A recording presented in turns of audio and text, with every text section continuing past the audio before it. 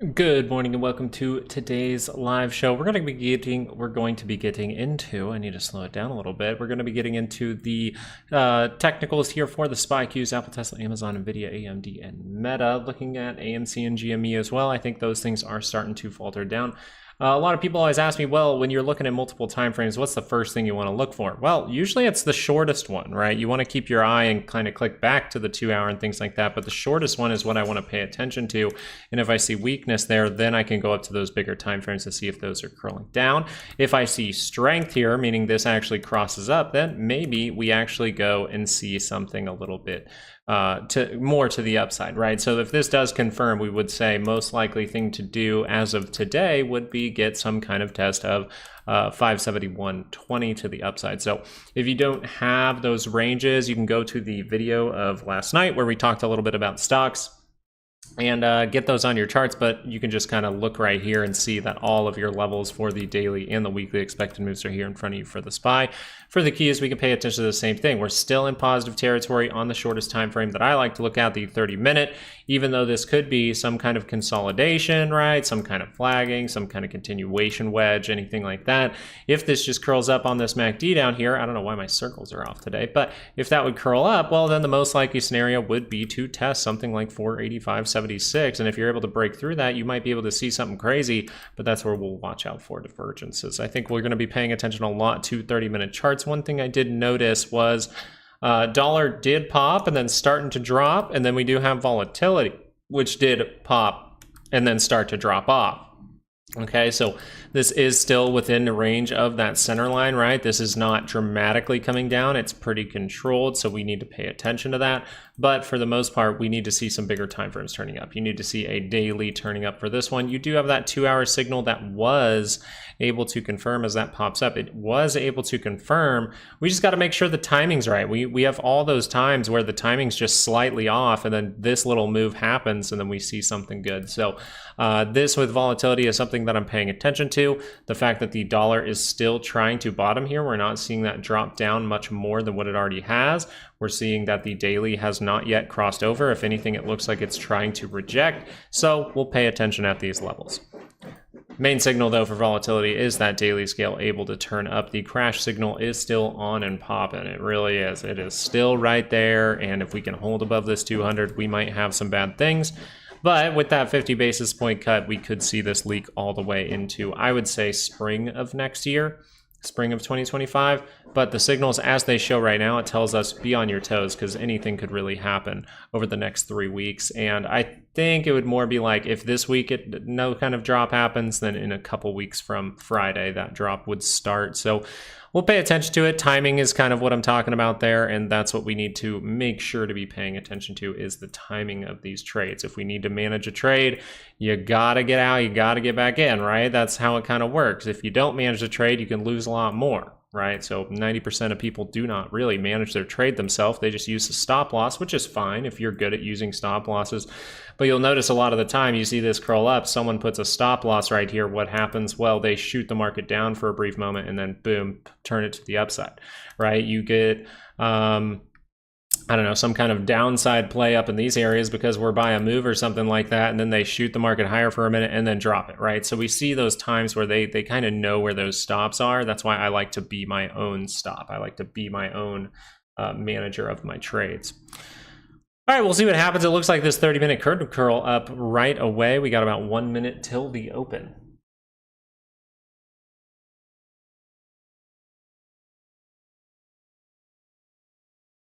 How you guys doing today? We doing good? We doing solid? Looks like we're opening up, trying to see some positivity. We'll see if that can last. One thing we can maybe pay attention to is the Dow, see if that's able to break through, because that actually is holding up pretty well here. I don't mind that structure. That really just looks like, okay, now we're getting tighter. Can we break through? Well, that curling up of the MACD would be what you pay attention to, but is that going to be brief, right? Is that going to be brief? And we do give the levels for DIA now on Patreon. If you want to get the weekly range for DIA, we do put that out on Patreon as well. Some people asking about Apple. The most likely thing here was pullback, and it looks like maybe a pullback to 225.84 would make the most sense. The 2 hour is still up high, so if we're going to go past 225.84, or at least like hold up for a while. You could see this cross down, get to that center line. But if we wanted to, I think filling this gap would make total sense. We curl down like this, and then we gotta see if 2 hours, if we do pull down on 2 hours, if they're able to turn back up later on. I think that's gonna be a key thing to pay attention to this week. Tesla looking like it has another 2% upside move right here. We noticed that the 30-minute was down by that center line, right? And this was where we pointed out last night, there's not really the best reversal signals on a 30-minute. So something I was leaning towards was Tesla getting that positivity. And then what if we see some kind of reversal signal here? So this is where you really want to be looking at some weekly expected moves. And it does look like Tesla has a pretty good move priced in, so it can go pretty high from here, honestly. I don't know if it'll even stay in this overall bigger time frame flagging. I don't think it will stay in that if it's going to keep going to the upside. If this crosses up, you might end up towards like 250 or something like that. Alrighty. Let's go check on our boys down at AMC and GME, curling down very, very fast there. So totally rejected. Looks like the breakout moment from Friday. People were able to get some money together over the weekend and suppress the stock. That's what it seems like to me. They're not really letting it hit the tape there. And GameStop seems to be holding up a little bit better. Just a little bit, though. It's still down 1.46%. If it curls down on the 30-minute, hey, you got to get that thing to curl back up, right? If this curls down on the 30-minute, you got to get it to curl back up. Gold just keeps reaching for those highs, and I'm starting to think that gold's going to see a massive corrective move here. I really am. I'm talking about, for gold at least, this would be a pretty damn good correction here if we came down to something like this. About 13 points lower, 5.37% down.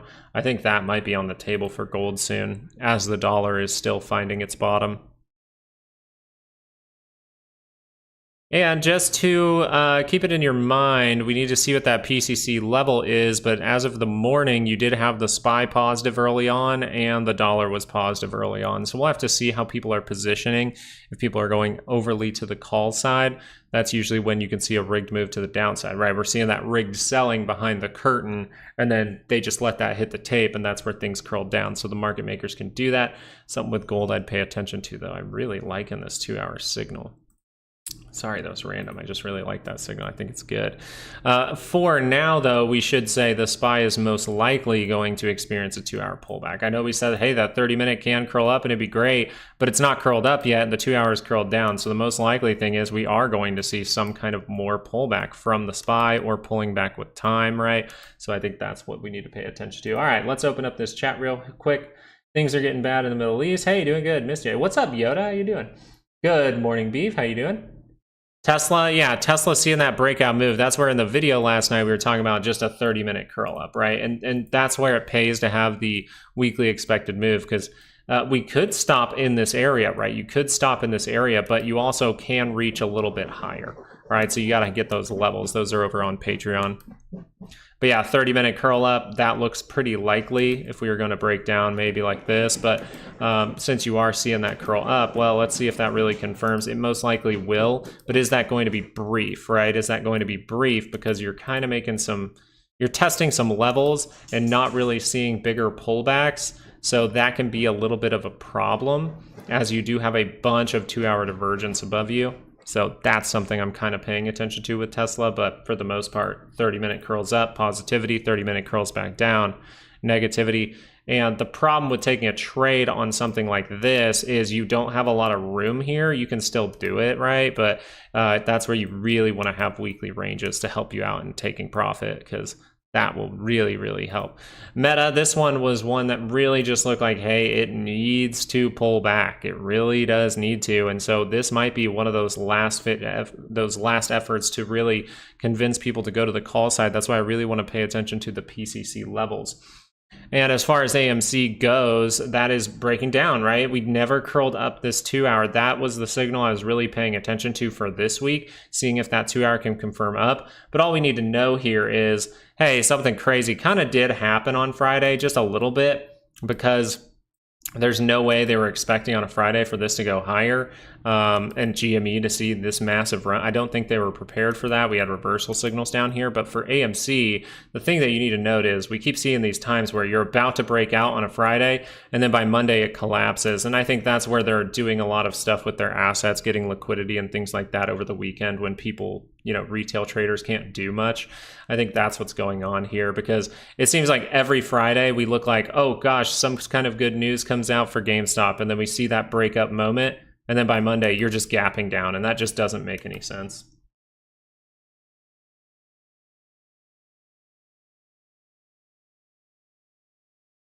Five minutes in, AMC already down to a target here, still holding the divergence point too. I'm not, yeah, I still don't hate this look. Could be a shakeout moment, who knows? But for now, that 30-minute curls down, bad things. Has it curled down? Not necessarily. It is kind of fast, but Mara finally seeing that little break to the upside. I think for Mara, the main thing is going to be that 2-hour curl up. Look at that 2-hour curl up. So anyone out there, you know, looking for simple trades, you know, we do talk about trade setups. This is kind of a swing trade setup, right? If this is going to curl up into positive territory, okay, it's going to confirm above these levels, get across that center line, and then curl up on this MACD, and then it might make that upward move a little bit higher. Got to pay attention for divergence, but I know that I'm leaning towards this 1873 getting tested at some point for Mara. The main thing you want to see, though, is Bitcoin having continued strength. So the fact that Bitcoin actually has a 4-hour rejection divergence right here, but you can really see that clearly on the 2-hour, saying, hey, I'm curling down. That's curling down the 4-hour rejected. So now your daily scale actually can turn around with those type of signals from Bitcoin. I just want to be clear with that. Hey, Legini, how you doing? Was going to talk about Mara. The Bitcoin went over 63. Mara never saw upside. Yes, and that's kind of interesting, because usually Mara reacts very quickly. I actually took that trade for a moment, and then I got rid of it last week when I noticed. I was like, why is Mara lagging behind? The only problem with Mara now is it's taking too long to see that move. And so since it is not seeing that move, that's why I managed the trade. And then at the same time, I still have to pay attention to the signals. We have a 2-hour obvious divergence for Bitcoin. Very, very obvious. We see how steep the divergence is there. We see how steep it is there. And we see the price actually going up. Very obvious. And then you pull it up and you're like, well, let me see a bigger time frame. Okay, the 4-hour. The 4-hour is showing a major rejection, right? It's showing a rejection. This thing really dipped down and then just completely rejected and is falling. So if that continues past this low, we're probably going to see a daily rollover. So all of these signals for Bitcoin are telling me, hey, watch out, because now could be a time where there's a higher probability that we actually curl over this daily chart. It doesn't mean it has to, right? It doesn't mean it has to. This 2-hour can flip right back around. This 2-hour could not confirm. This 2-hour could do a lot of things, but it's telling me I need to be aware of that. And if I take any downside plays, it might be a decent one if a daily can roll over. Always got to pay attention to how I can get screwed. Let's go back over to the SPY. Once again, just pointing out the fact that volatility a little bit positive, dollar a little bit positive, and the SPY and the Qs now are positive all at the same time. So something key is going to be the PCC. We really want to see how people are leveraged today. We want to see which side they're really going towards. Short-term confirmed bottom on Vixen. And I think the thing with the volatility here is just the structure of this. It's not really, you know, trying to pop up and then just breaking down with these 2 hours. You see it's pretty controlled, right? That angle is pretty controlled, and that's the divergence. It's confirmed. So if I don't want this to really cross down here, then I probably need this 30-minute to get back up to positive territory, right? We need this thing to curl up, be green in positive territory. That will really help. As of right now, on the 30-minute volatility saying, hey, we could see some upside, which is kind of interesting to me, actually. Like, I mean, we could see some upside in the market. Volatility could see some downside. So we kind of need this 30-minute to flip back up. Is Friday's data going to be a big market mover? Well, that being said, we can go pull up data real quick. We can pull up data, kind of let me just run through it on my other screen here. But for the most part, we don't get a ton of huge pieces of data, I would say. Now, the Chicago Fed National Activity Index got revised way down. That's interesting. I'm sure flash PMI and things like that could do a little bit of something. A lot of Fed speakers coming out this week. We got Schiller Home Price, CB Consumer Confidence, but all of these will be relatively eh. And then I think, home sales and things like that could do something on Wednesday. But overall, Thursday is going to be the big day. Durable goods orders month over month and the GDP growth rate is going to be a big deal. And the growth rate is supposed to come in at 3% consensus and 3% for the forecast. So it looks like we are going to see some kind of upgrade. I would really like to see a further pullback before we get like some kind of good number from the GDP. I think that would be very, very cool.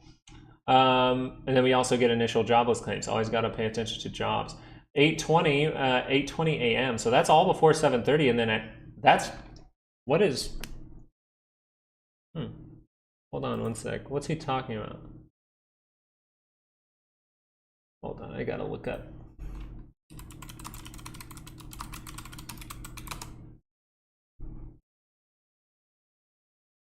Let me see here. It's at 9:26 is what I'm looking for.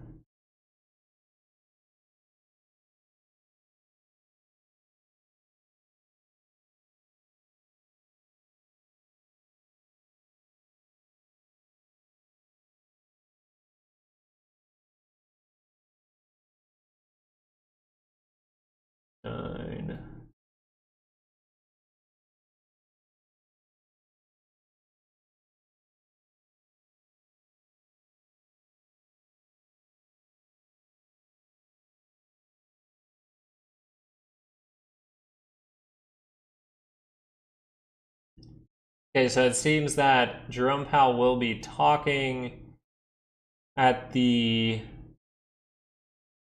2024 U.S. Treasury Market Conference, Federal Reserve, Bank of New York, New York, all right. But it says this is interesting. It says opening remarks via pre-recorded video. So it seems it's just a pre-recorded video. That's interesting for sure. That's strange in my opinion, but anyway, then on Friday we will get personal income, personal spending. So seems personal income supposed to stay even or tick up a little bit. Personal spending is supposed to come down.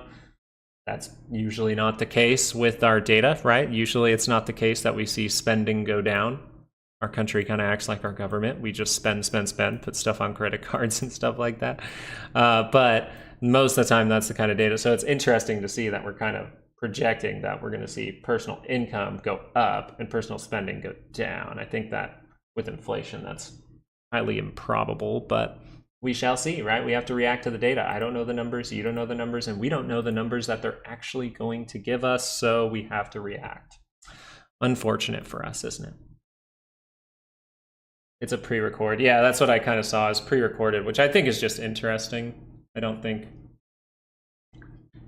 It's just kind of interesting to me.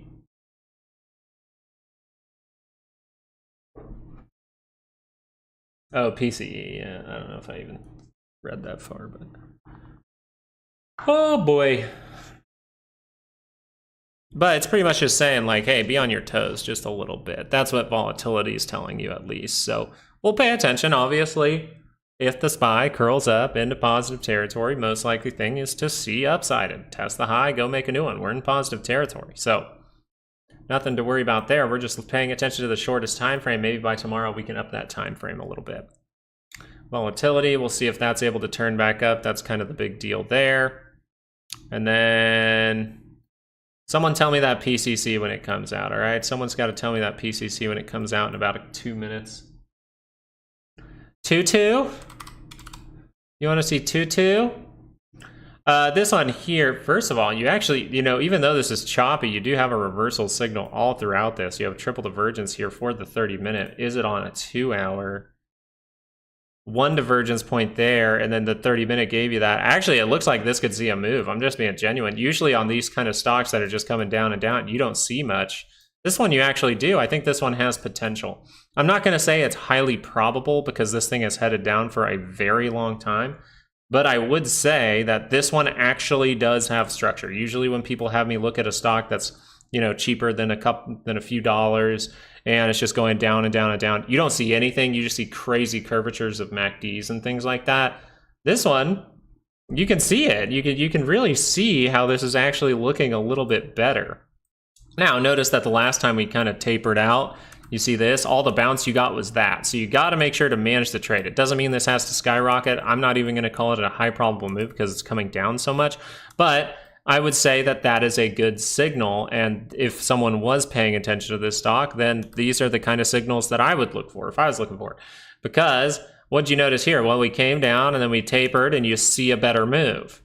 Okay, so then we came down, we tapered, and then we could see a better move. That's kind of how I see it. So if the daily is curled up, yeah, daily is curling up right now. I think you have to take it with a grain of salt. The daily is pretty low here, right? It's pretty low. So this could just be some kind of bounce, and then you could see a better signal later on, right? You could see a better signal later, but I don't mind the look of this one. This is one of the smaller stocks that I actually don't mind that look at all. It looks like this too, by the way. Something good to do is look at what this move has seen so far. I know you have divergences below this level, so you can get through this, but notice these reactions to the 20 are the main thing that really stops it. So I'd say really pay attention to signals at the 20, and then if you could break through that, then you're probably going to go test that 50. You're probably going to get to top Bollinger in some way. Hello, what's up, Alex? What's up? I don't know how to say your name, but I'm gonna call you Booty. I hope you're not offended by that, but it's all fun and games. We are in the Middle East, can affect the market. How about Oxy may rally? Yeah, so I'm not trying to look too much into I'm mainly just paying attention to the signals, just so we're clear here. This looks like flagging, first of all. You have to say that looks like flagging on the bigger time frame, but as you go into a shorter time frame, this will most likely look like just some kind of a higher low, right? We can see that, all right?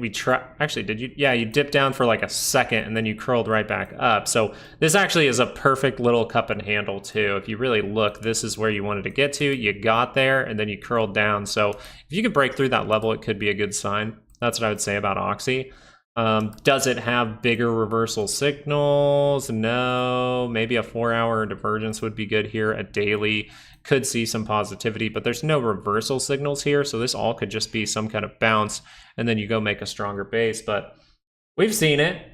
We've seen V-shapes and things like that. It always means this, like once you get good enough at, you know, the things in the course that we discussed, especially managing the trade and really focusing on your timing of when to enter those trades, it can really benefit you because you can still take trades like this, but if you're managing the trade, you know you're pretty safe, right? If you're managing the trade, if you're not taking some 0-day expiration or something like that, it can really help you out because you can take opportunities if you're confident in managing trades that can really help you out. So I like to say that because it's like, you know, people always say, oh, don't swing trade below the 200. I'm like, you can swing trade below the 200. Just know it's a tiny bit riskier and you need to manage your trade if things start to curl down. That's really what it is. Now we have rigged behavior popping up. Okay, so I did notice the PCC. Okay, so real quick, notice this. We're just going to do this real quick. The SPY right now, I know that's a red bar, but it is up 0.12%. At the same time, the dollar is up, saying there might be some kind of insider selling that came in at 2 a.m., right? 2, 3, 4. And now we have to pay attention because that did pull back. But it is still positive. It is 0.22. So you have the dollar that is up more than the SPY right now while the SPY is up. And something key to understand there is we actually do have the PCC at lower levels. It is below 0.8, telling me that we could see some kind of rug pull to the downside. This means that the market maker really wants to pump the market, put the market down, because that's how they would take a bunch of people's money, right? They're getting overzealous to the upside. We're seeing the dollar bottoming. We're seeing that selling come in a little bit, at least that movement into cash is what we will say. You're seeing that sort of bottoming from the VIX. You're seeing some bottoming from the dollar, and you're seeing the SPY green while the dollar's green while people are on the call side. So what I'd be paying attention to here is if they need more people to go to that call side, really pay attention to the top side. That can hold as rejection.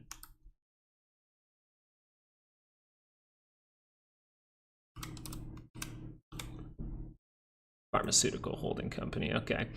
So for something like this, right, this is really broken down. So this is one of those stocks that, like, different from the other one, it's very difficult to see technicals clearly here because look at this, it's just headed down forever, right? So trusting the technicals here would be not the smartest thing. As you go into a daily chart, you're going to see this on the MACD, right? We see this weird behavior down here. This is kind of a technical nightmare, honestly. When you see this, it's not necessarily the best sign. Now, because you'll notice the divergence that did happen down here, right? You're saying, oh, maybe this is flatness. Oh, this could be it. Well, it's just continuing to squeeze to the downside. That's not a good thing. You're still very oversold. This is one of those stocks that is more about, do you know about the company? Do you know the fundamentals? Do you know the news that's coming out soon? Do they have a product that is going into testing? What stage of testing is it going into? I have traded pharmaceutical companies. I used to trade pharmaceutical companies when I was a fundamental trader, so I know a few things that you can pay attention to. Right? You want to see those dates of when those tests are going to come out. Can it get approved? Has it had a different product approved in the recent future or the recent past? Sorry. And that is the things you can pay attention to here. But to do technicals on this, it's just not going to help at all. Right? It's just not going to help at all. This is something you have to say, hey, I know that I'm taking a chance with it. I know the fundamentals. That's kind of how some investors do it. I don't like that style anymore. I used to be that style. I used to make money off of pharmaceutical companies and things like that. But I think ever since I went to the technical side, and there's no technicals here, that's why I'm mentioning it. Ever since I went to the technical side, everything just got so much easier.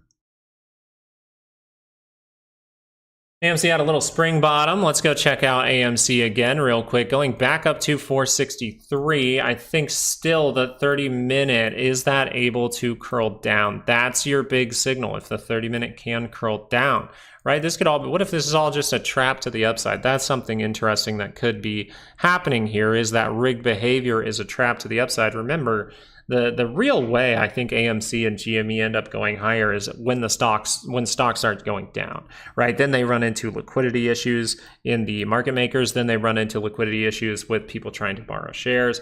And then they could run into liquidity issues because their collateral is damaged. Things like Nvidia, things like other stocks can be damaged. And that will make them have to maybe post more collateral, aka pay out of their pocket to keep those positions or continue borrowing those shares. So the main thing I'm paying attention to is, do we see the market fall and then we see AMC and GME pop recently after? And that's why I was really interested. I can't remember what day it is. I think it was this day, Friday, September 6th. Yeah, it was September 6th. So this is what I'm talking about. You notice that the SPY dramatically dropped on September 6th. I want you to see how the market dramatically dropped on September 6th by 1.68%. It looks dramatic, right? It's not the most dramatic drop we've ever experienced, but 1.68% for the SPY is a lot. And then you'll notice what happened on the other side. Well, AMC on that same day saw a big up day, right? You would say a relatively big up day. All right, September 6th, you had a 5.29% move. That's kind of more what I'm talking about. But just tells me if I was in those things, be patient. Let's go look over at Nvidia. We'll see if this is able to curl down on a daily. I think that will mean a lot. And the reason it'll mean a lot is because of where that MACD is. If I really zoom in on this, you're going to notice it's not positive. It is not positive, and that is a key thing to understand. Let me go look at some positions real quick and we'll get back into it.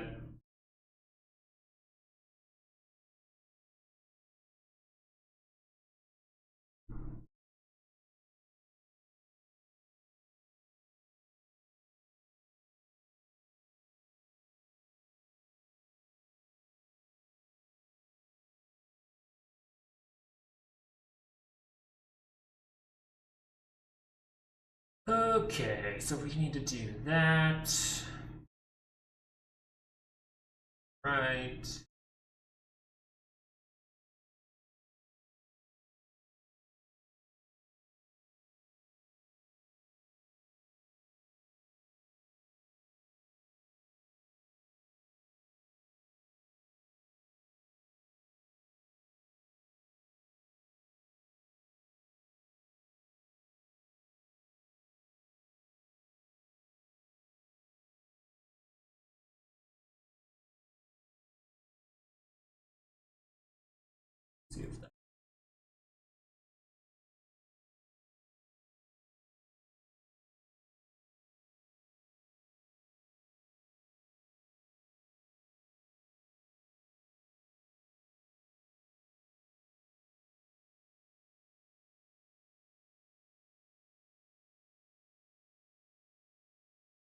Oh, wait. Oh.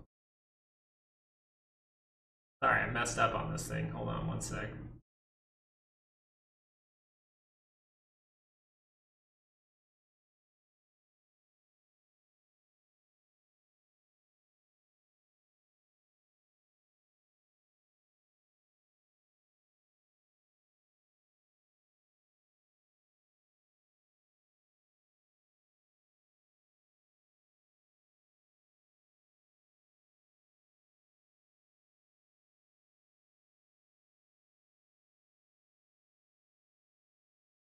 All right, that's better. What's this trade?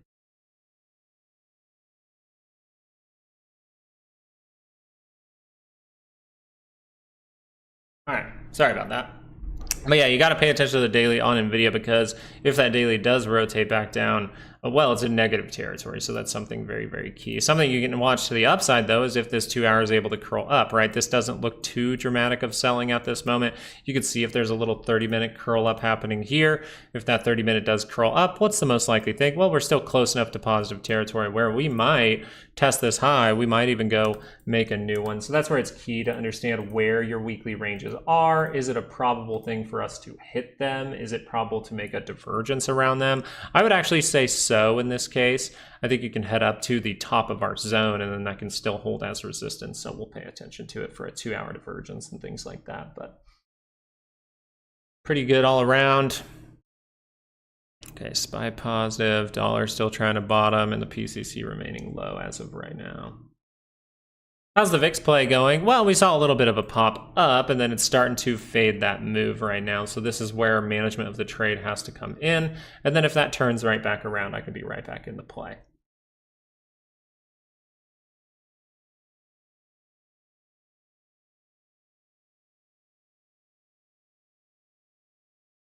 Well, the thing is, not really manipulated in any way. I just have money that I've dedicated to it, and I buy the stock. Sometimes I trade an option with it. That's all it is. There's no real manipulation for me. I mean, I understand that the stock is manipulated, and I'm getting manipulated, right? But am I really getting manipulated if I understand what's happening? No, that's not even the definition of manipulation at that time. So they're not manipulating me.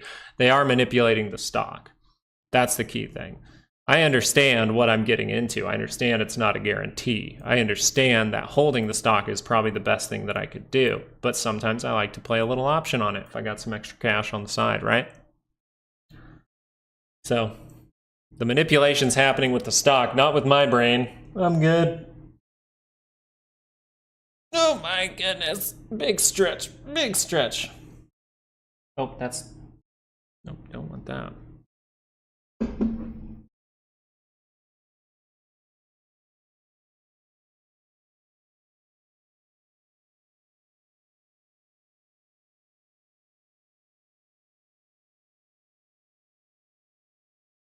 And I have come back. What's up, Willow? How you doing? Yeah, PCC is still remaining low. This just tells us you're in a time where there's a higher probability for some kind of rug pull. As you can see, we're not seeing the most strength, but also, what is the most probable thing for today, by the way? Landing in this zone. So the most probable thing for today is to kind of doodle around here. Maybe we even doodle around for a long time, right? Because if we doodle around for a long time, we can go into some data, and I think maybe people are looking for that, so we'll see.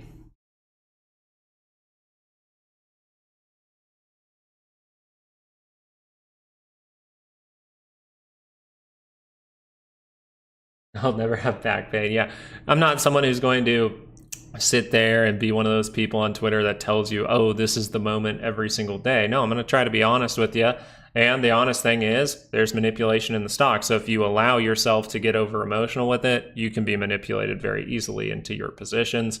That being said, I just know, hey, if the problem does come to light, I want to be a part of it, right? With even a small amount of money, that can make a decent amount. The risk to reward is good, right? If I could potentially lose, say, $2,000, but in the other scenario, if it does go up to whatever, then I could make, say, $20,000 or something like that, or even $4,000, right? I could double it. That's still a good thing.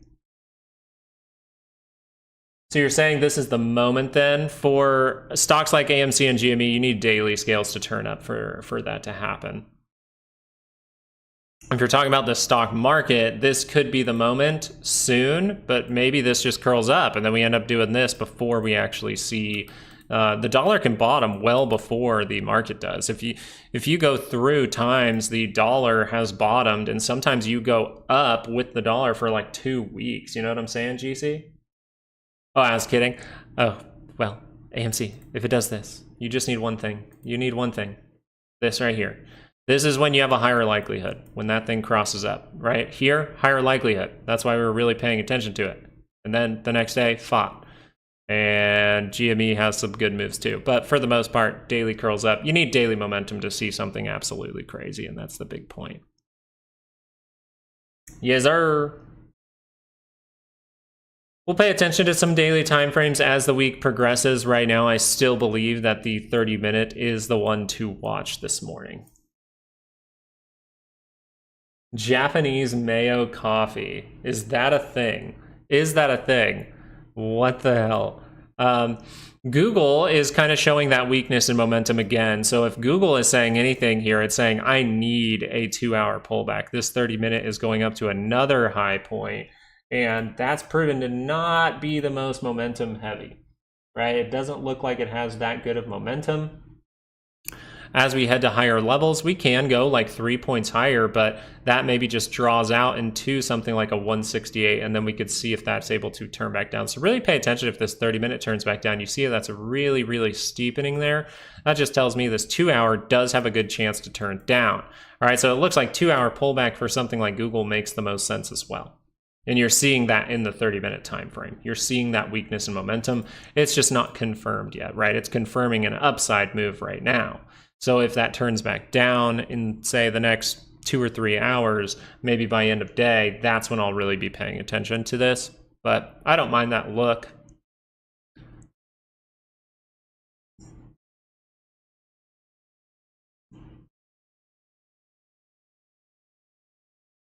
All right, neither the SPY or the Qs have curled up on their MACDs. We still see people pretty dramatically to the call side. And we see the dollar is positive there. So we do have that selling maybe there.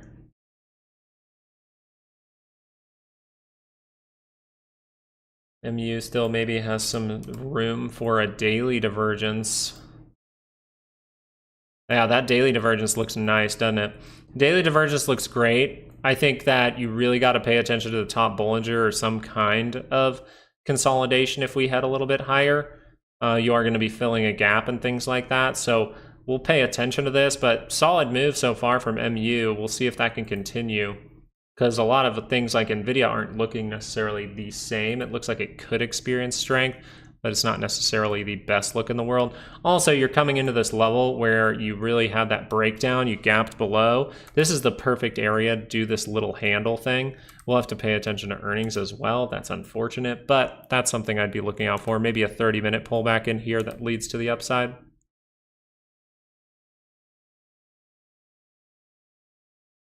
Yeah, earnings is a 50-50 flip, and you're in kind of a rough time, but we'll see. Right, anything can really happen with earnings, so you got to treat it that way, right? You have to treat that way as far as a risk perspective goes. You have to be like, hey, am I in profit right now? Can I just leave some runners? Can I do this? Can I do that? Do I need to downsize the position because a big move can happen? All those things are good to pay attention to. DraftKings showing something interesting. Yeah, DraftKings, a ton of 30-minute divergence here. Really want to see it on bigger time frames. So if that 2-hour does curl up, I would say you have flatness, so pullback still the most likely thing. But since we have kind of shown this squeeze, if that just turns down at any time, I'd really be worried about a daily crossing at this point. Looks like daily could cross down with those type of signals, but it doesn't have to, right? The 2-hour can still curl up into positive territory. That curls up, right? Even if we pull down a little bit deeper, pull down a little bit deeper, and then we see this go like this, and then just curl up, then positivity will come, right? That's why we pay attention to the signals. It'll really change our thinking. But for the most part on this overall move, for the most part here,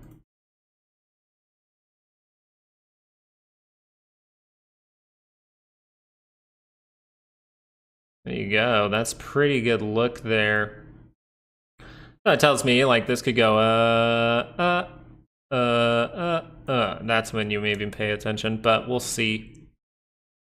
It's a big wick. 30-minute time frame turns down. That's what I'd really be paying attention to, because I could do a 2-hour rejection and you could end up with the daily rolling down here. Ooh, I just saw DJI and it made me want to go check DJT. DJT still breaking down to lower levels. We were able to find that signal, saw a good bounce, and then that thing fades dramatically right away. So not a lot of technicals probably going on there.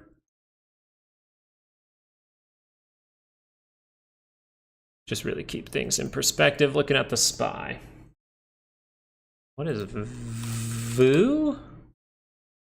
Vanguard SP 500. Okay, VOO. Well, VOO's going to be the same take. So if you're looking at something like this, if there's anything that's like an S&P 500 like ETF or anything like that, then you're looking at the SPY still, right? We still want to trust the SPY. I trust the SPY because of the options data within it. So that's why I look at it. And then you can use VOO for your trade setup though. Uh-oh.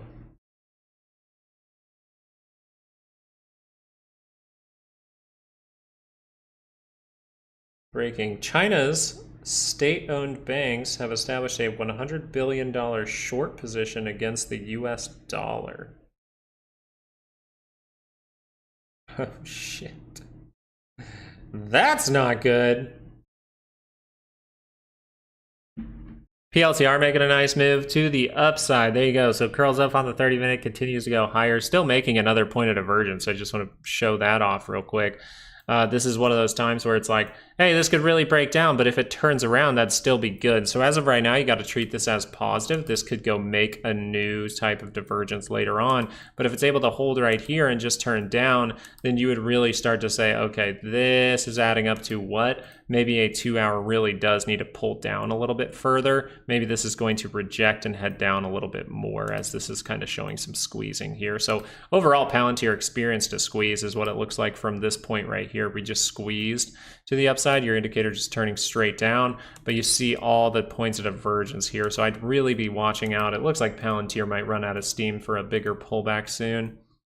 Right, we've gotten these little pullbacks, little pullbacks, little pullback. Even this is still a little pullback for what we've seen, and now you can maybe experience a bigger one. China's banks they have a $100 billion short position on the dollar right now, apparently, saying the dollar is going to collapse. But it's kind of interesting they would do that as gold is showing some momentum dying out. Expensive to borrow dollars for shorting.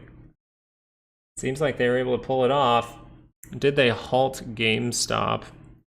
GameStop started to take off a little bit here, but I don't believe that is halted at this moment, no.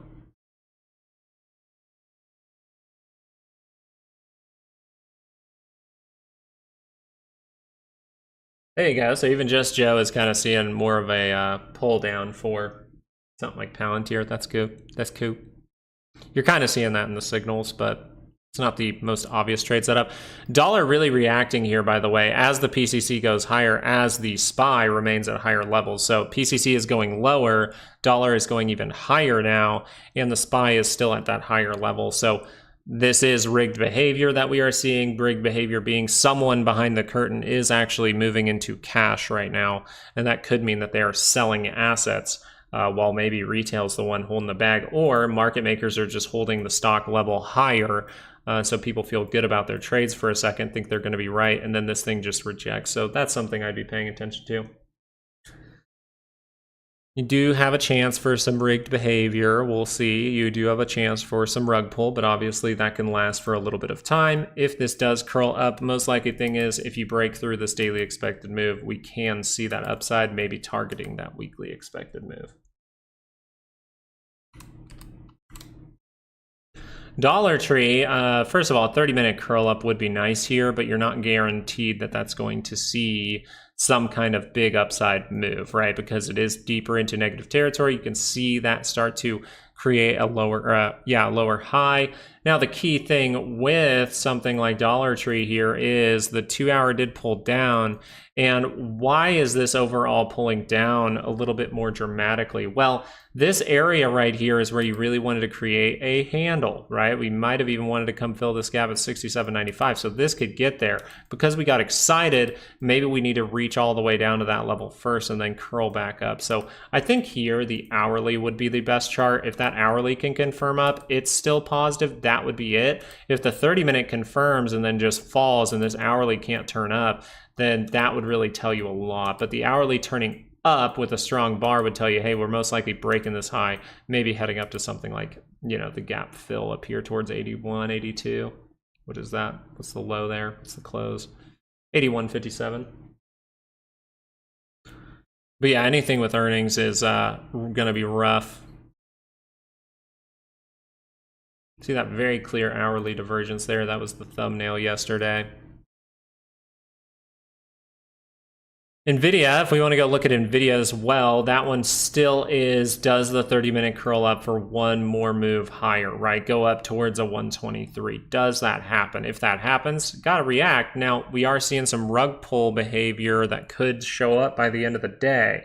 So that just tells me, hey, look with a little bit of caution. Maybe it just means I need to be patient until I see a very obvious signal, because this is just a 30-minute swing trade. I don't take a lot of 30-minute swing trades. I'll take 2 hours, though. If the 2-hour can confirm here, well, then we might make a move outside of that range, go up towards 125, and then see that pull down by the end of the week. See some kind of pullbacks. Maybe that has a divergence or something. So 2-hour, I'd be more confident that that could see something like 125.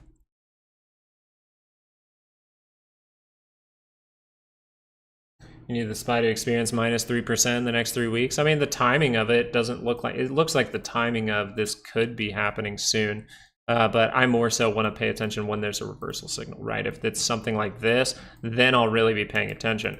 Why would I be paying attention to that? Well, because volatility is going to show me the opposite thing right now, right? Volatility is showing me the opposite thing. If volatility can turn up here, it could make that next point of divergence really show that it's fully tapered out, right? We see that coming directly down, now moving sideways. Do we make a point down here to really say, hey, this is going to be a floor, and then we see that turn back around? Right, so if that happens, then I think you got a chance to see a 3% pullback over the next few weeks, but we'll see. People really go into the call side now, down towards 0.737. SPY kind of holding at that level. Dollar really wanting a bottom here. We'll see if that's able to curl back up on some stuff, but for the most part, you have a 4-hour that's trying to go positive. You have a daily that's rejecting. So the daily did not curl back down, so that's why we're paying attention to it. Daily curls down, uh-oh, well, people are flying into something, right? People are going into something. Yeah, it'd be if you see confirmation on your signals, right? If you see confirmation on your MACD, on your RSI, on the price action getting above the 9, yeah, all those. Got to have those at least 3 reasons for a swing trade. We're just seeing a moment where it's like, hey, if I see signals like this where something bad could happen, but I see a bullish trade, it might mean to me like, hey, if we see this rug pull behavior, it might mean take a step back for a second, practice some patience. We're still seeing that rigged behavior, so we can see a rug pull at any time. So that's not really something that I want to do, is take a bullish trade when I'm seeing rigged behavior, right? That's just not, in my opinion, the right thinking. I want to wait and see a bullish signal when there's no rigged behavior. That's when I want to take a bullish signal. But if I'm seeing a bullish signal that says, hey, this could be a trap, that's what these are. These are signals that are saying this could be a trap. Doesn't mean it has to be, it's saying it could be. It could be an extended trap. It could take a couple of days to form. But for the most part, we're seeing trap behavior. So I want to stay out of some stuff, right? I don't necessarily want to take a bullish trade unless maybe if volatility is making a reversal signal or something. Right, it's like, hey, this is a bullish signal if this curls up on the 30-minute, but I'm seeing a lot of the dollar moving higher and people really getting overzealous to the call side, right? So if I take all that into consideration, I would say, is this going to be an easy trade, or is this just going to be a trade to make like 10, 15%? That's what it more seems like to me. And I'd rather make more than 10 to 15%, so I'll just be patient and wait for the better setup. Because these kinds of trades can be stressful. If you're seeing rig behavior, you could just see a downward move at any time, and it's like, when do I manage the trade, blah, blah, blah.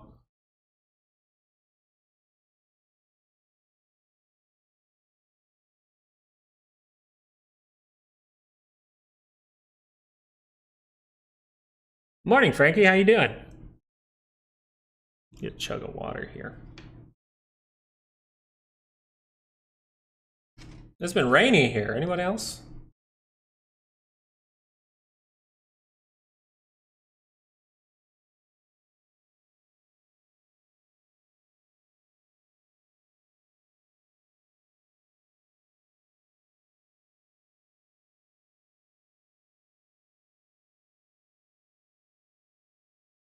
Thank you guys so much for liking today's video. Remember, you guys like the video, we spread to more people. It is making me able to do some more live videos in the future, which is fantastic. And we get to teach more people about some technical analysis. A lot of people don't use these weekly ranges, so it's a very, very powerful tool that I really enjoy looking for signals around these ranges. Always raining in South Louisiana. Yeah, it rained for like all day. I kind of enjoyed it. Like, we haven't had a full rain day. Usually we get like rain in the morning and then it's hot all day so that it's humid. I don't like that. Oh no, Willow, we'll stay safe out there, all right? Let's find some entries. I don't really see much.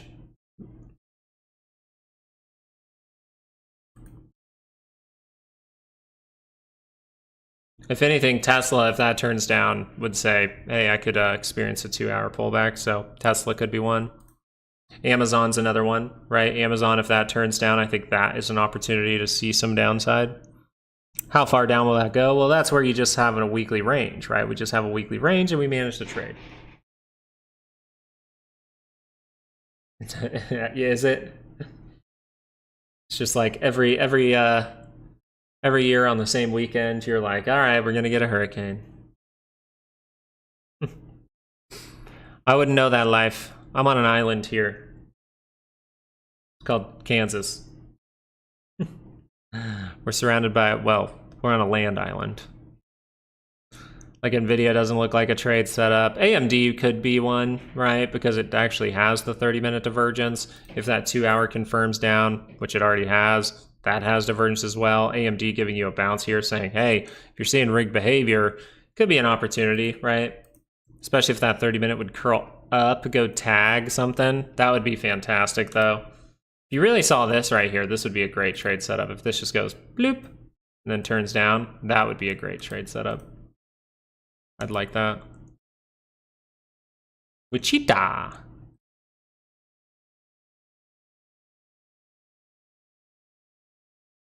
Yeah, Palantir just seeing a great move so far, but still making a divergence point, right? We're not violating the major turns. Boom, boom, boom. If I even pull it up maybe on an hourly, you're going to see that's just now curling up. That could mean positivity, but you have to say this momentum doesn't look great here. It means, hey, if I want to take an upside play, this does have room to the upside. It has really based out here. So it's really saying, hey, I could move to the upside here. Pay attention, but maybe manage the trade closely because I do have a reversal signals below me. So if they turn down, then I have to be reacting.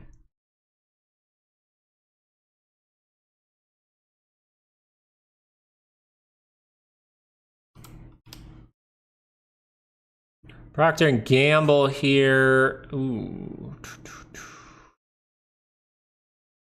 Yeah, so this one might struggle a little bit. I'd really like to see to go higher. I really would like this level tested, see if we could carve out some structure, right? That would be nice. I think that would be great. But that 2-hour has to curl up. So we'll see if that 2-hour can curl up today. That would mean positivity is the most likely option. And I think you're close enough to the center line where you could beat this high, go make a new one. But I just watch out if you do something like this and then turn right back down. If we don't really make this handle and stay in a healthy way, and we just do something like this, watch out, because that could just be like 4 hours of buying that then just turns right back down. So I think a key thing there will be, is the 30-minute going overly positive? Do we see 30-minute divergences or anything like that? Because this is trying to base out in like a V shape is what I see. and you actually had some pretty good microstructure. If you go into shorter time frames, you're going to see what? This cup, this little handle, and now you're breaking to the upside. So I think I would say the 2-hour curl up is something I'd pay attention to. And it's curling up right now. What does PCC red mean? It just means that it's down from the previous reading. Red means nothing, right? If you're going to look at PCC, you can just do a line chart. You don't need to see red or green, really. You just want to see what that reading is. And right now we're seeing it's very, very low. It doesn't really help you to be like, oh yeah, that's a red bar on PCC. That doesn't really help you. This more so will help you. It's just with me, I just know I need to pay attention to this dotted line, right? I just need to pay attention to this dotted line.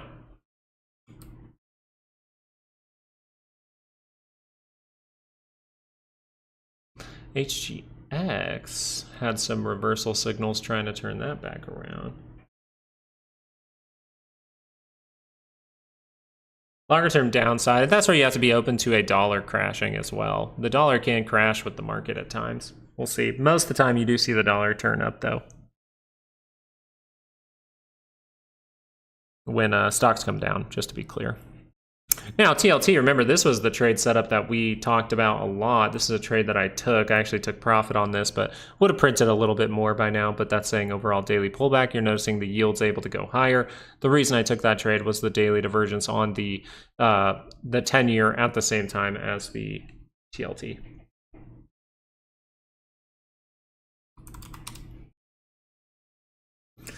Intel, little rejection divergence, probably got a 4-hour divergence there. Yeah, you got a steep 4-hour divergence saying, hey, we could start to turn up from here. It turned up from here, and I think 2464 is going to be a level that needs to be tested in order to see if you're going to break up or break down.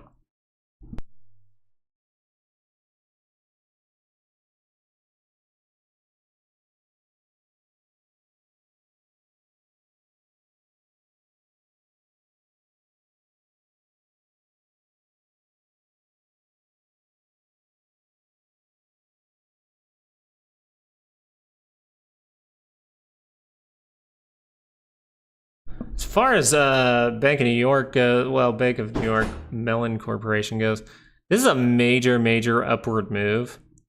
And I am not convinced at all that this earnings is going to produce good things for this. I am not convinced at all that this is going to be a good earnings. That being said, I'm still not going to take a trade with the earnings or anything like that. I just want to keep that in mind because this is not a very good look for this stock right now. That is really overzealous. And it's really overzealous before an earnings, which tells me it can be a risky one. I'm not saying it has to break down. It could go up with earnings. I'm just saying it would be a risky one.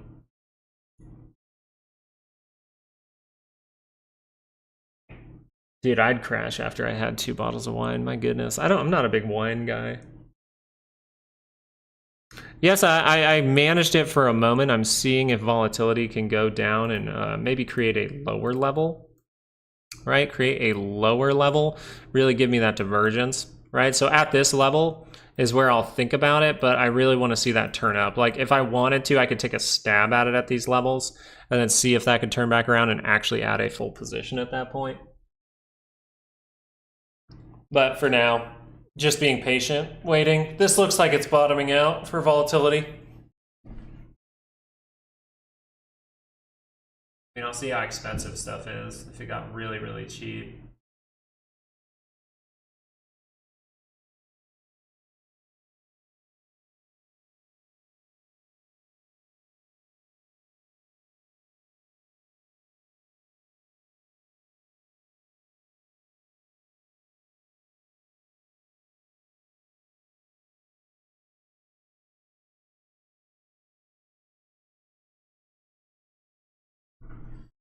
Cheap, honestly.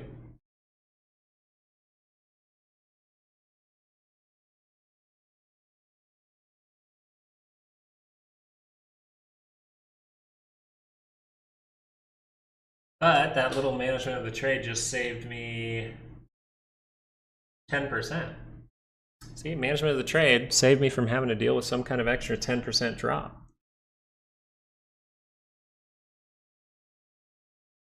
VIX really looking like that gap from August 30th is in its sights. When was August 30th?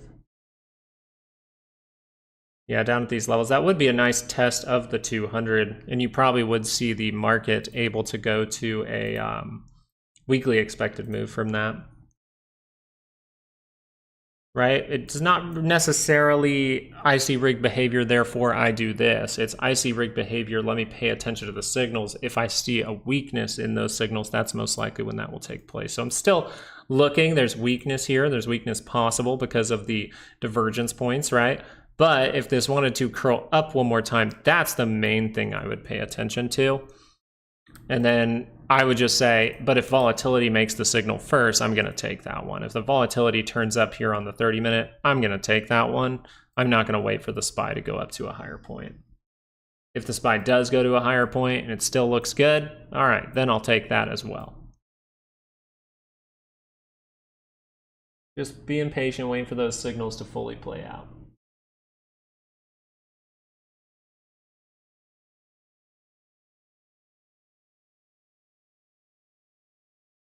I have 5 calls on it at 23 for Intel. Let's look at it again. That's a solid move for Intel. You gotta say it's solid. But you're seeing some 2-hour divergence pop up, so I'd just be a little bit cautious. Hopefully you've taken the course, you know how to at least make your ranges with Robinhood, or you looked up how to do it and you figured it out just like I did. So this is something to pay attention to. You are seeing some divergence here. If you want that to be a little smoother, look at that hourly. So it doesn't mean this can't go to 23, right? It doesn't mean it can't do this. It doesn't mean it can't go to 24.64, right? But if I don't have weekly ranges for this, I'm kind of like, I don't know when to do anything with this. I don't know when to take profit or anything like that. So make sure you're making ranges. It will really help you out. But if this hourly turns down, I would even say if a 30-minute turns down at this point, that's when I'd be like, okay, this has no more upside for the time being until that can turn back up. So notice I'm always thinking a little bit in advance. I'm not saying this is a bad trade by any means. This looks like it's really proven to be a good one at this moment.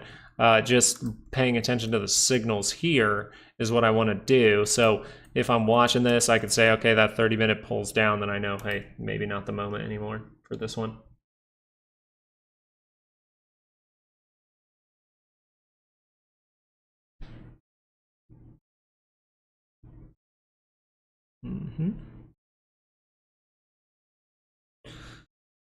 Volatility of volatility, trying to base out as well. Dollar actually coming down a little bit with this now. Oh, PCC at 0.698. So the most beneficial thing for the market maker right now is to rug pull by the end of the day, if that remains the same. TMF. Bull share. So what we want to do is really see, we want to see each individual yield, right?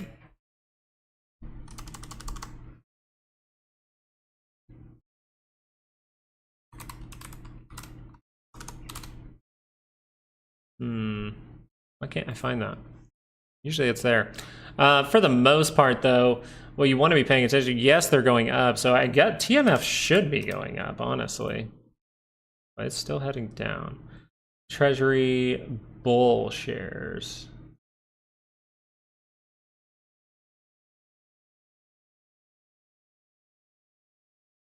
I don't think that's right. I don't trade this one, so I gotta look, but this might be actually following TLT. That looks like TLT to me, which means it's the opposite side of the 10-year. So if the 10-year, or at least that's what it would say, if yields are going up, maybe this does come down because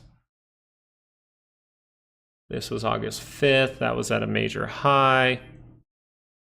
August 5th at a major low. So actually, if the 10-year is going up, then that one's coming down. So you're more so following TLT's direction. You see how it looks the same as TLT?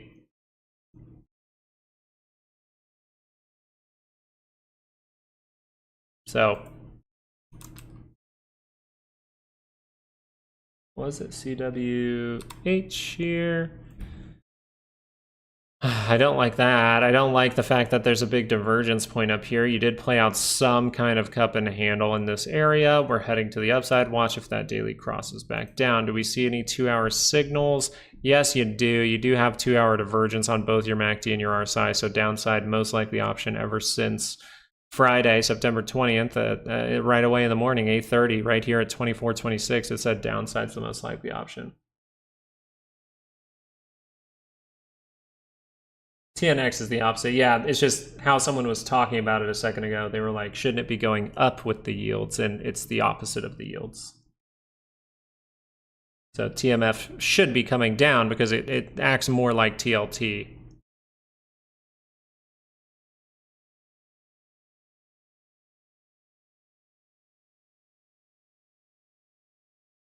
Volatility still breaking down as of this moment. We'll see what happens with that. Some divergence popping up here for Dow. 2-hour pullback looks like it might be coming. Dollar really starting to subside here too. That's interesting. We'll see. You guys will see. By tomorrow, like probably tomorrow afternoon, everything's going to be different. That's what it seems like to me.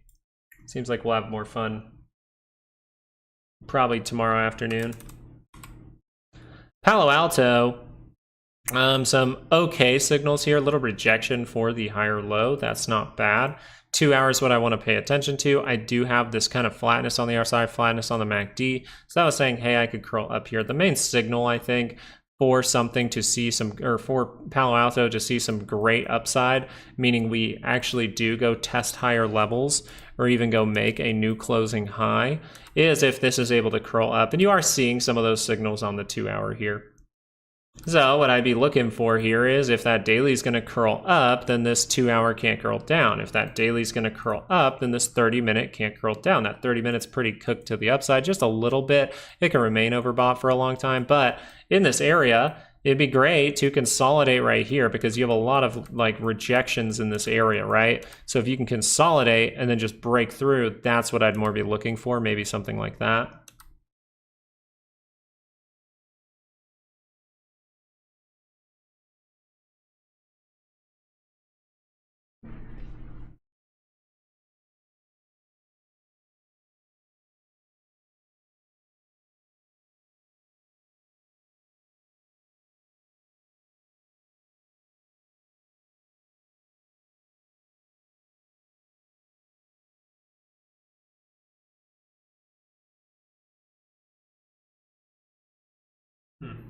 Interesting. Oh, so that's what you're talking about. That's what Sid's talking about. I'm sorry, I thought you were talking about the technicals. Yeah, the technicals told you that stuff was going to pop, it was going to pull down, and told you the 10-year yield was going to pop up. That was the most probable thing according to the technicals. That's why we, like Sid, this is a great moment actually, because that's why we pay attention to technicals, right? You had the potential to see a 50 basis point cut. The reason that you're seeing this go up is because the market priced in that info most likely already. So the market has priced that in, and therefore we might need that retracement move. But the main thing I paid attention to was I was like, hey, that looks like a great signal. All right, this is going to reverse around. And I told that to my brother. My brother does mortgages, and he's like, hey, we're going to get a 50 cut. Is that going to be good for rates? And I just go, well, it should be good for rates, but you do have this signal from the 10-year. And I just told him about that, and I said, so it tells me that rates could actually go up a little bit. And then he hit me up over the weekend, and he was like, yeah, you're right. Rates actually ended up going up a little bit. Why would they let the market go down in an election year? I don't think they will let the market go down in an election year unless a certain person wins. I think after the election is when you might see something as well. That's why I was talking about spring of 2025, right when Trump gets into office, they let things go down. I mean, if the stock market was going lower, there would be nothing good to say about this economy. There would be nothing good to say. The jobs data has been proven to be fake, right? We've seen major revisions. The wages are not keeping up with inflation even still. They're saying inflation is coming down. It's not coming down. It is still up and elevated. It is not deflated yet, so you will still see higher prices. The only good part is the stock market's higher and Bitcoin's higher, right? So if that stuff was down, that wouldn't be a good thing. And therefore, I think if the person they don't like gets into office, then you will most likely see things tear down. I think either way, you're going to see things tear down.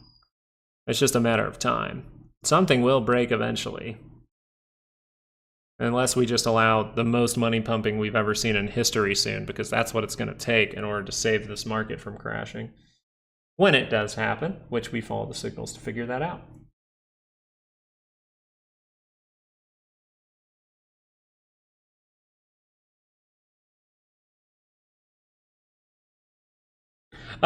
So you can be cheeky about it. You can be real cheeky about it, Martin, which is this. If you look at the SPY, this is going to be the cheeky thing, all right? So the range for the volatility, you don't necessarily want to make a range for volatility. It's not useful. I've tried to do it. I've tried to do it on multiple different ETFs. It doesn't help very much. All right, there's not a lot of data with the options market in a lot of those stocks, but there's a ton of data in this. So since I know volatility or volatility ETFs will see higher prices if not only volatility pops, but also if the SPY drops, then I want to pay attention to these levels, right? If this made a spike down move to this level, volatility would see a good pop. But this is as low as the market is expected to go, meaning if this did bounce from that level, volatility would subside and not be in my favor anymore. So this is the level where I would say, okay, I need to pay attention to this. I need to make sure to maybe take some profit in this area if I'm confident things are going to head lower and see something crazy out here, 32% chance area there. Well, if I'm confident in that, I still would want to take some profit at this area to be a good trader, and I can leave some runners, right? That's kind of what I'm going to set up soon. So all you got to do is watch this. If that goes like that, awesome. And then anywhere it hits, it can hit anywhere in this area. It can hit anywhere up in these areas, right? It can hit anywhere. I don't care how high that goes. I care about what is the price it is at when it is here. That's all I care about. So it's not good to make individual ranges, but since we know that volatility, the VIX, is going to react based on what the SPY does, we can kind of common sense it. We can kind of critical think and be like, well, then this would technically be the upside move for volatility. This would be the downside move for volatility, right? Do you understand what I'm saying? Does that make sense? Hopefully someone was able to make sense out of that, because that's how I think about it. I just go, if I want the weekly range for volatility, well, then I know the upside would be the low side of SPY. The downside would be the upside of SPY. Pretty cool, right?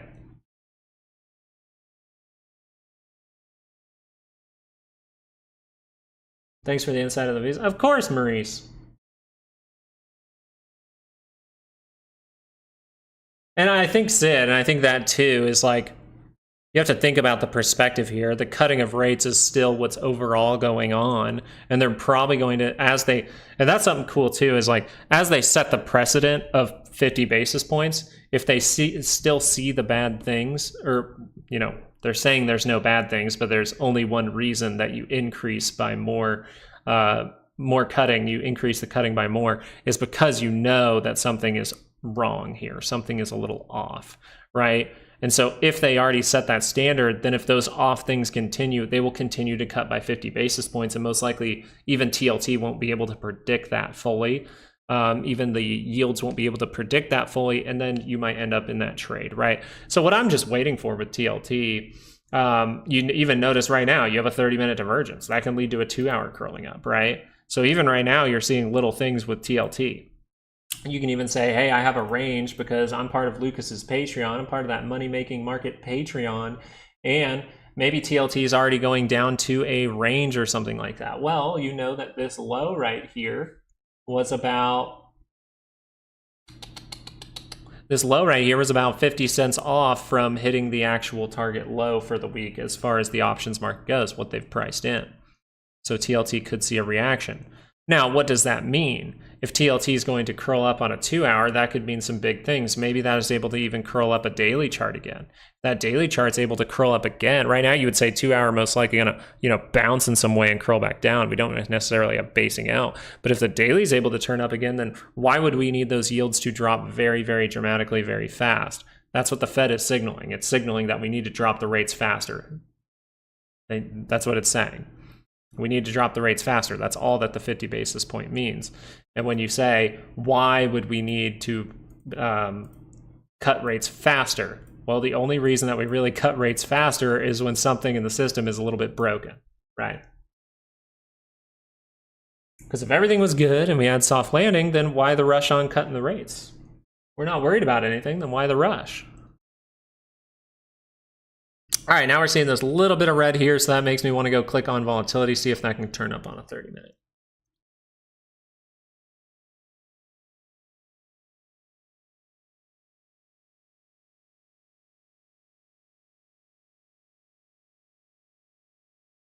So now, because we haven't seen any kind of deflationary event, because they tried to keep us out of recession, now you're most likely going to see a worse one.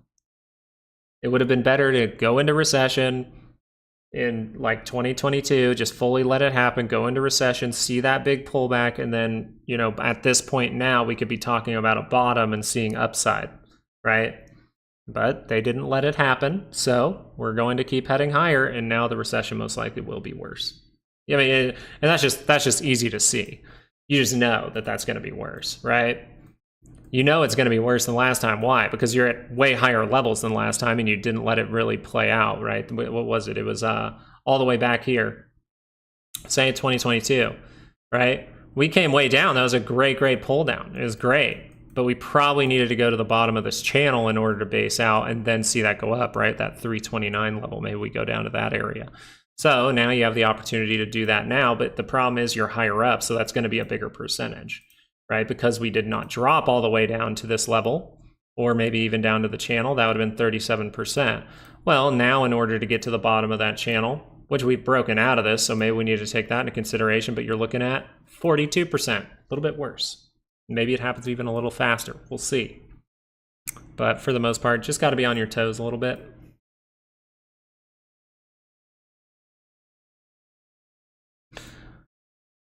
Let's see, PCC started to tick up just a tiny bit. Dollar really heading lower, actually. So we got to see if that's curling down on a 2-hour. That curls down on a 2-hour. That could be some buying happening. Or we're going to see a dollar crash.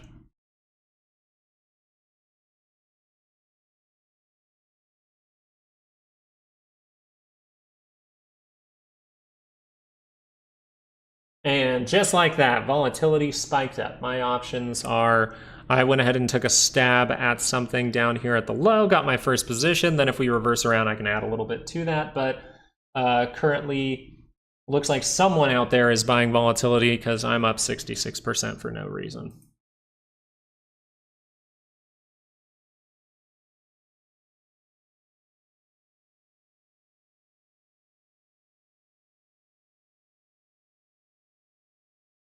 Big collapse in mid-October. And that's kind of what it is. It's like if we don't see some kind of collapse now, I would say this week with these type of signals, you can see it. So if we don't see it now, then I'm looking at about 3 weeks from now, right? It seems like we get some bank earnings and things like that. So I'd say like this week and then 3 weeks from this week. And then if that all continues and everything's good and we don't see the orange man win the election, then I wouldn't be too fearful going into Christmas. They want people to spend money in the economy, so why would they do anything during that time, right, when people are really struggling? But if he would win, then we could see something at any time. So I would say now, this week, 3 weeks from now, that's when I'll be paying attention as well. And then the next time I'll pay attention is probably spring of 2025, or even the first part of 2025, anywhere from January to May. So I guess the first half, the first half of the year.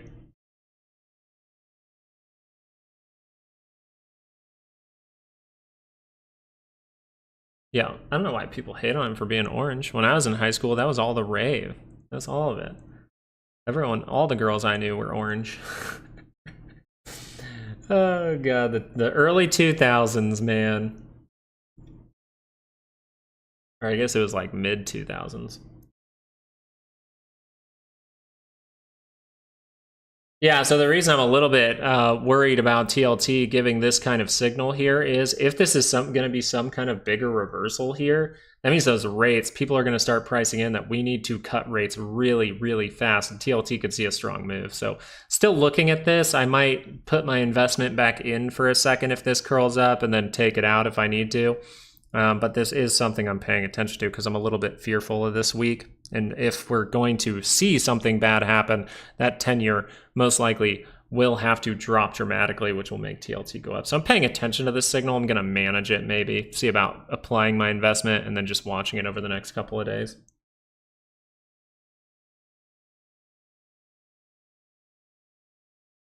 Oh, it's the makeup. Yeah, I know.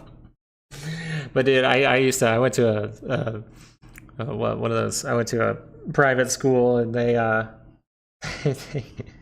all the girls had like orange all around the rim of their white shirts every single day. Yeah, I'm gonna use UVXY. It's the one I'm the most comfortable with. It's the one I've traded the most. So it took a stab at lower prices. I can afford to do so just for a great position, and then I'll add to that position and make it a full one probably if this thing can just curl up into positive territory. Yeah, I'm pretty comfortable with UVXY. I've always had my planning with UVXY. I'm not planning on holding this for 2 weeks. I'm most likely going to hold this if this signal plays out, and then I'll be done with it. Make a little money on it. TLT, not really entry targets or anything like that. That's not really how I do things. I just wait till my indicator tells me something to do. It makes my life easier.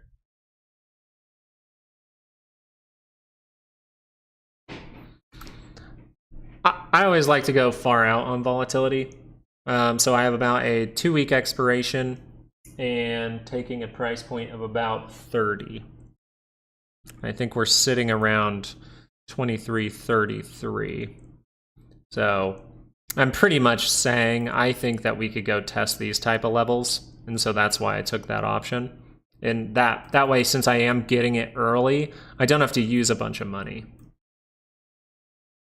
I don't think there are many entries, to be honest. I think there's maybe some entries for a downside play on something like Amazon, right? If Amazon flips this back down, I think this could be a moment. Yeah, don't anticipate. You want to anticipate. Anticipation's part of it. You want to anticipate, you just don't want to buy anything during the anticipation phase, right? We're anticipating here for Amazon. Right, I'm anticipating I'm seeing this get tighter and tighter and tighter. I could probably draw up some kind of triangle, right? And I'm anticipating that this could be weakness in momentum. I'm anticipating that downside can happen. And then I just want to use that anticipation to find myself a very strict line and say, hey, if I see a red bar right here and that confirms and that completes a red bar like this and this crosses down on that MACD, I'm going to react because that could be a 2-hour strung out pullback, maybe down 10 points or something like that. That's why I want to anticipate something happening before it does and then be ready to kind of pull that trigger, kind of react. But you don't want to take a trade during the anticipation phase, right? That's not what I teach. Now, I do that sometimes, right, with volatility, but notice what I'm doing. I'm taking a drastically, for UVXY, I'm taking a big move to the upside, actually a big move to the upside, right? $30 is what I'm taking. Why? Because it's cheap. It's super cheap. So if I'm going to anticipate or guess in some way, right, as this signal has not confirmed, then I'm going to probably use this as an opportunity to be like, okay, let me just take a very far out option so I don't waste a lot of money. And then if that confirms, I could turn it into a position and take profit on the way up.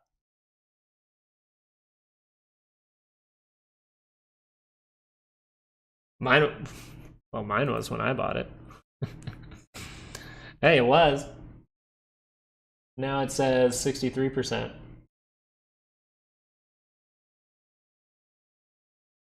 It could just be on my end, and my end does this a lot, where someone buys volatility, and it kind of like flashes me that number, and then I'll even update my screen, because sometimes that does happen. And then I'll like refresh the page, and it'll be back down. Yeah, it still says up, so.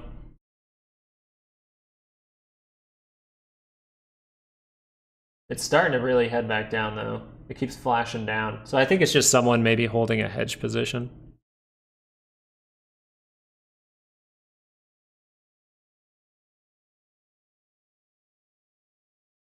We shall see.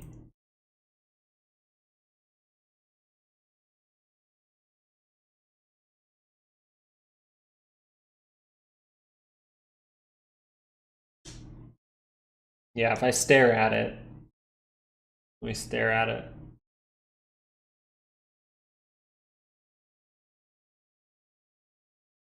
Nope, didn't move while I stared at it.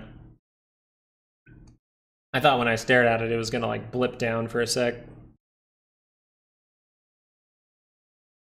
Most of the time, if I don't see, right, I've kind of come attuned to that. If I don't see like VIX actually making an upside move, it's probably just some dude hedging.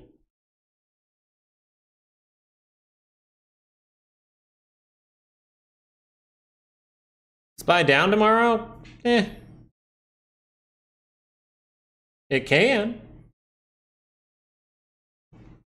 It can, but right now you're seeing a 30-minute try to confirm to the upside. So now we're about to run into that daily expected move. We'll see what happens with that.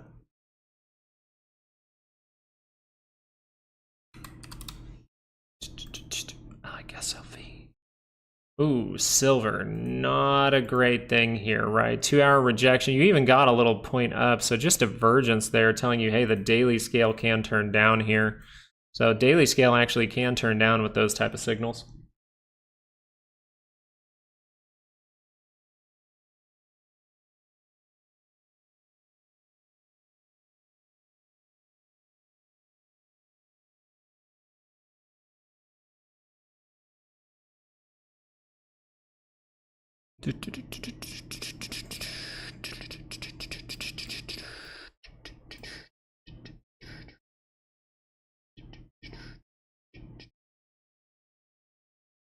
Not fibbing, just Joe.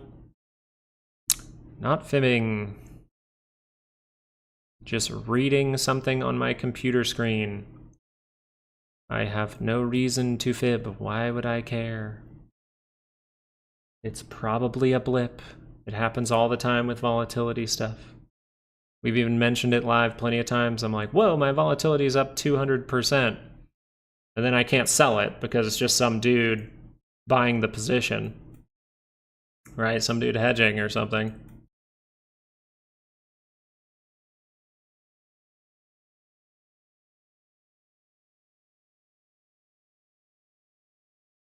We rub the opposite of mayo. What's something I don't like? Coconut. Ew. Not a fan of coconut.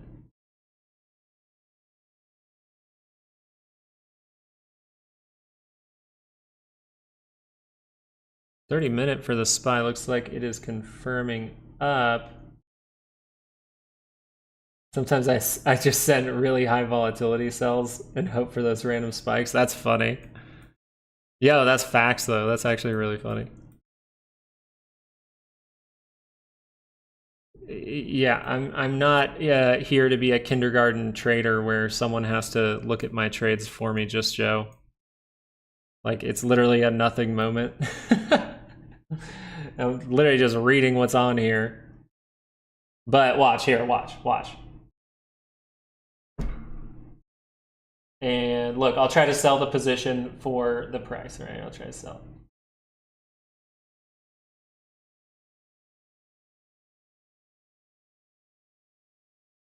And so it's sitting at 1. Let me try to see. I even have to plug in the number to try. Yeah, low fill. So no fills happening here. Let me price it at the 60% value because the range is pretty big there. Yeah, no fill. So there's literally no one who wants that, but some dude might have bought it for a sec. So it's just a blip.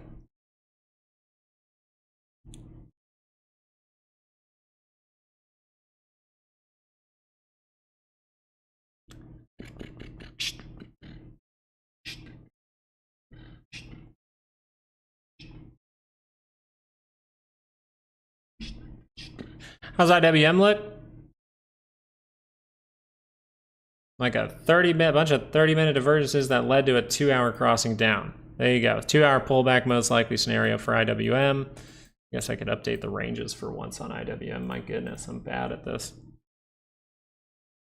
I always forget about IWM, even though I trade it sometimes. 226.33, pretty, not the biggest range again for IWM.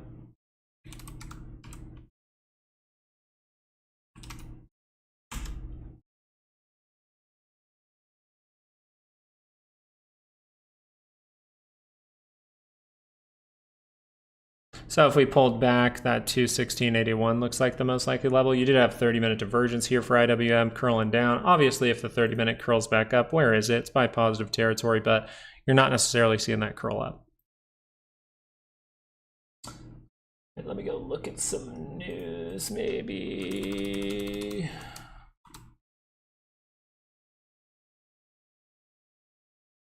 Oh, there we go.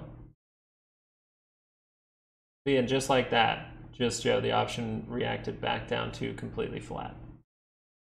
And now it's sitting there.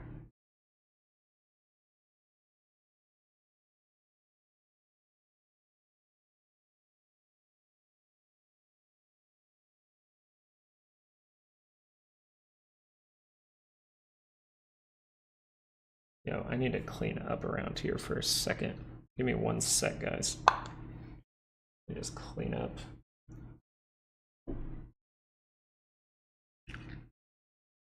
One thing I do need to get, I'm gonna go get one. I need like a little trash for down here. Get too many water bottles. Also, I need to start using my water bottle. That would be nice. That's what it's for. So I don't have all this plastic around. 9:57. All right, what are you guys chatting about?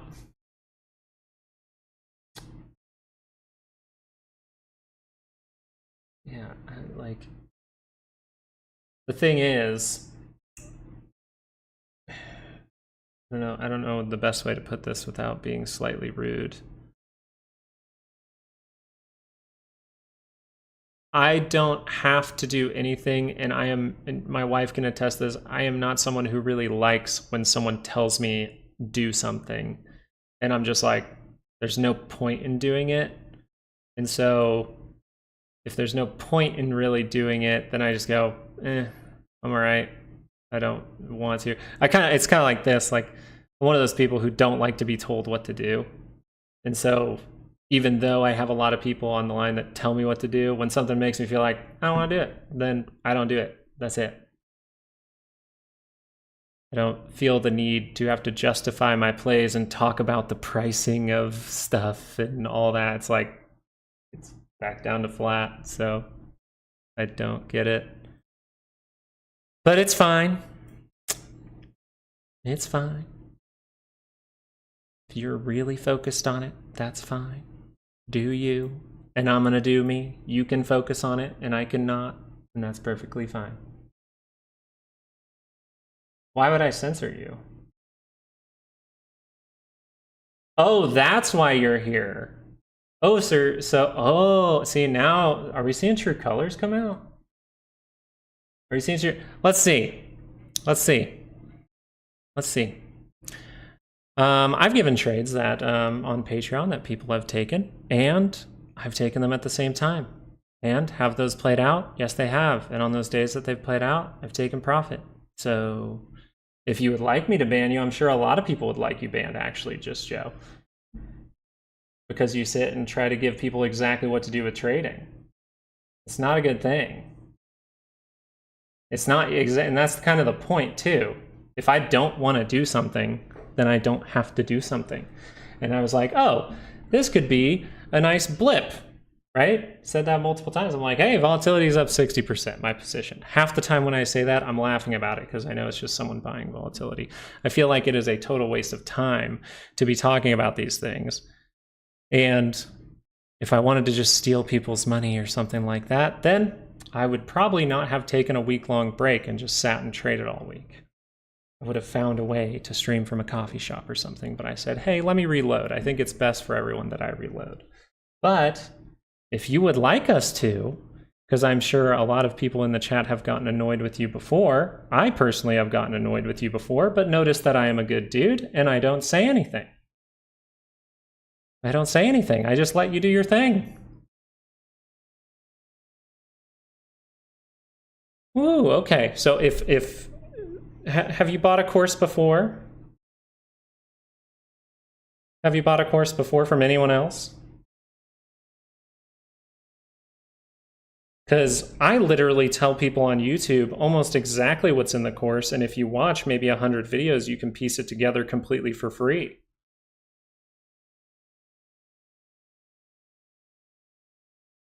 Never bought a course. Well, that's great. That's fantastic. Well, a lot of them cost $2,000. And like, I don't know if this is an attention thing. You're always saying I'm trying to give free trade setups and stuff like that. It's kind of weird to do. We don't know if your trades are going well. You're not posting a video. You're not showing your screen. You're not showing anything. Like, it just doesn't matter. Like, I just don't get it. Like, just do your trading. And like, if you notice that things that I'm saying haven't been playing out, point it out. But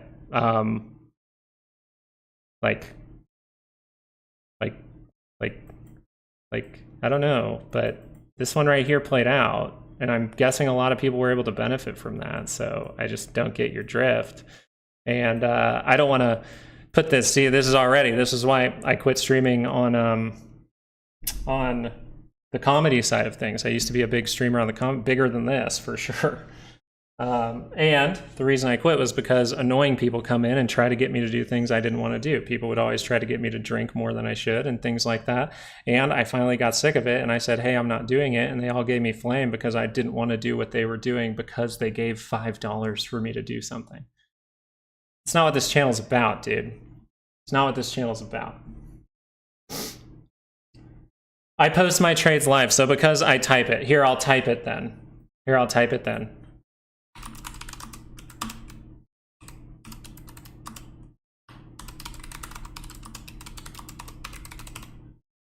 All right, look, I typed it. So now we're exactly the same.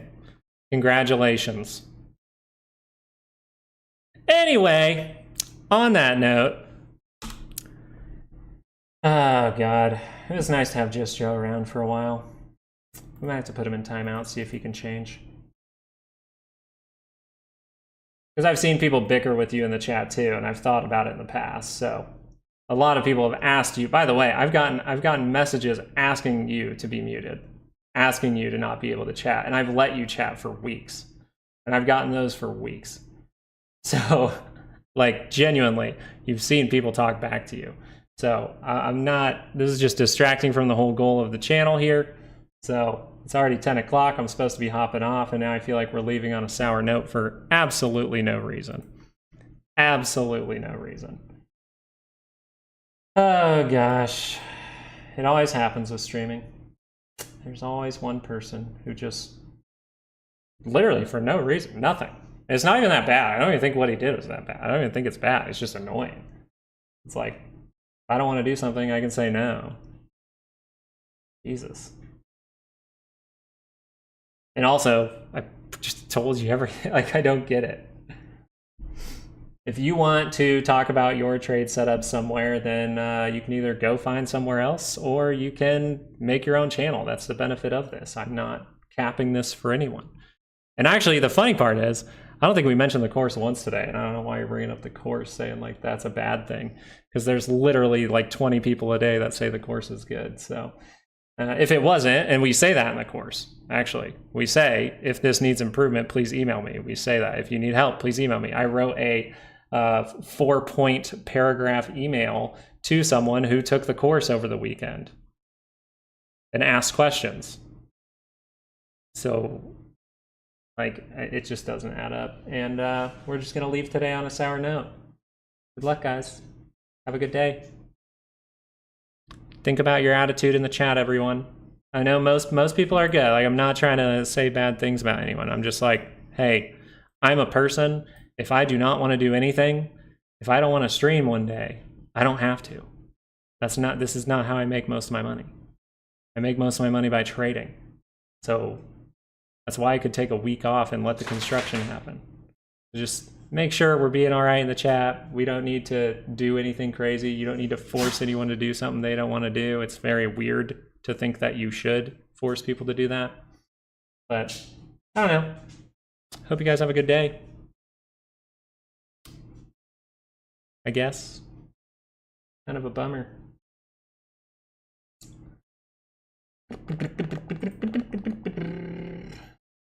Maybe I'll just sit here and look at setups quietly and not look at anything for anyone like other YouTube streamers. That'd be a lot easier. We'll see. We'll see. Maybe. Maybe not. Oh, I know. It's just so my wife has told me too, I'm an empath, so if someone like is being annoying, I like feel the annoyance really, really heavy. So anyway.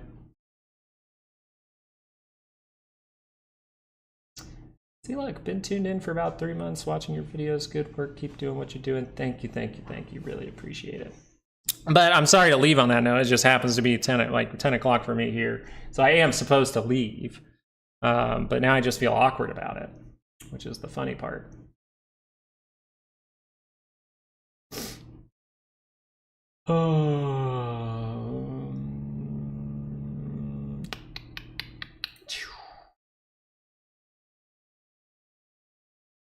All right, there we go. We'll put you in a little timeout. I'll take you out when I see fit.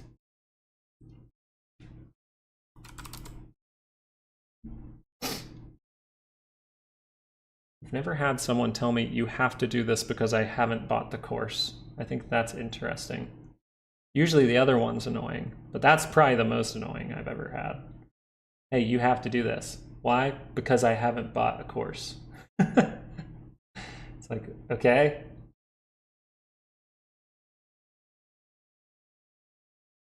Anyway, I'm probably gonna go get some good food. That's what I'm gonna do.